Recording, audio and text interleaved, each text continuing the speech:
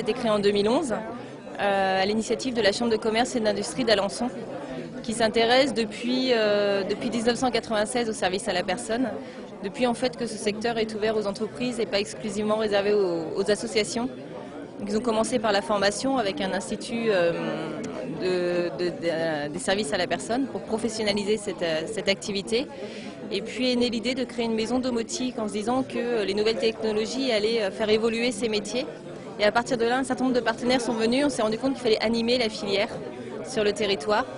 Et d'où la création de cette association en 2011.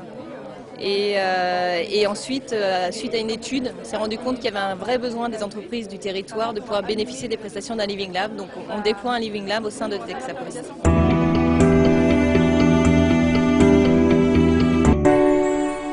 Au début, c'était essentiellement les chambres consulaires, CCI Normandie. Aujourd'hui, on a un écosystème qui est assez vaste. On a dû faire une cartographie pour repérer tous les acteurs. On travaille avec la communauté urbaine d'Alençon, la région Basse-Normandie, l'ARS, le conseil départemental de l'Orne, et puis ça s'étoffe de plus en plus. En fait, on a pas mal de partenaires d'autres régions, d'autres départements qui viennent travailler avec nous, des entreprises, des organismes de formation et le secteur sanitaire et social aussi.